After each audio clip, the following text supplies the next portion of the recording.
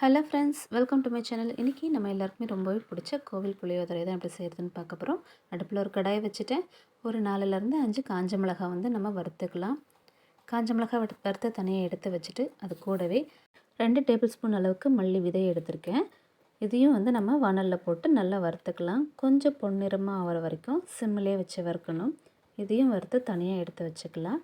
அடுத்ததாக இது கூட வந்து கொஞ்சமாக கடலைப்பருப்பு, அதாவது 1 ஸ்பூன் அளவுக்கு கடலைப்பருப்பு சேர்த்துருக்கேன். அதையும் வந்துட்டு வறுத்து எடுத்துக்கலாம்.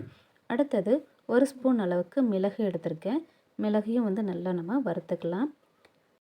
அடுத்து 1/2 ஸ்பூன் அளவுக்கு வெந்தயம் எடுத்துக்கலாம். இதையும் வந்துட்டு கொஞ்சம் பொன்னிறமாக ஆகிற வரைக்கும் வறுக்கலாம். இந்த மாதிரி வெடிக்கிற நேரத்தில் தான் நல்ல வாசனையோடு சூப்பராக இருக்கும். இது எல்லாமே ஆற வச்சுட்டு இந்த மாதிரி பவுடர் பண்ணி எடுத்துக்கலாம். அடுத்ததாக புளி தொக்கு செய்கிறதுக்கு கடாய் வச்சுட்டு எண்ணெய் வந்து 3லேருந்து 4 டேபிள் ஸ்பூன் ஊற்றிக்கோங்க. 1 ஸ்பூன் அளவுக்கு கடுகு சேர்த்துருக்கேன். கடுகு கொஞ்சம் பொரிஞ்சதும் 1 ஸ்பூன் அளவுக்கு கடலைப்பருப்பு சேர்த்துருக்கேன். கடலைப்பருப்பும் சேர்த்து நல்லா கலந்து விட்டுட்டு 3லேருந்து 4 காஞ்ச மிளகாய் கிள்ளி விதை இல்லாமல் போட்டிருக்கேன். கூடவே வந்து 1/2 கப் அளவுக்கு வேர்க்கடலையும் போட்டிருக்கேன். அதையும் கொஞ்சம் கலந்து விட்டுட்டு 1 கைப்பிடி அளவுக்கு கருவேப்பிலை போட்டிருக்கேன். இதையும் சேர்த்து நல்லா கலந்து விட்டுடலாம். இது கூடவே 1/2 ஸ்பூன் அளவுக்கு மஞ்சள் தூள் சேர்த்துருக்கேன். அடுத்ததாக ஒரு 50 கிராம் அளவுக்கு புளி எடுத்து ஊற வச்சு கரைச்சி வச்சுருந்தேன். அதையும் இது கூடவே சேர்த்துக்கலாம். அடுப்பை சிம்மில் வச்சுட்டு சேர்த்துக்கோங்க, இல்லைன்னா எண்ணெயெல்லாம் மேலே தெறிக்கும்.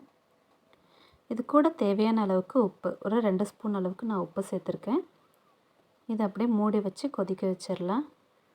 புளி வந்து கொஞ்சம் திக்காகவே கரைச்சி வச்சுக்கணும். அப்போ தான் கொஞ்சம் சீக்கிரமாக கொதி வரும், இல்லைன்னா வந்து கட்டி ஆகிறதுக்கு லேட் ஆகும்.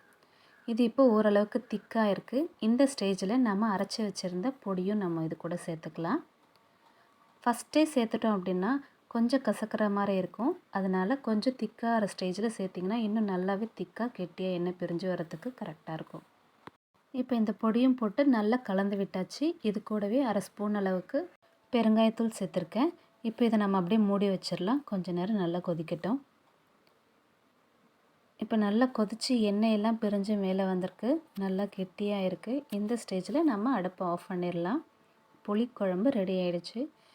நல்லா சூடு ஆறின சாதத்தோடு இந்த புளிக்குழம்பு ஊற்றி மிக்ஸ் பண்ணும் போது ரொம்பவே சூப்பராக டேஸ்ட்டாக இருக்கும். இது கூடவே கொஞ்சமாக உப்பும் சேர்த்து நல்லா கலந்து விட்டுடலாம். அவ்வளோதான், ரொம்பவே சூப்பரான டேஸ்ட்டான புளி சாதம் ரெடி ஆகிடுச்சு.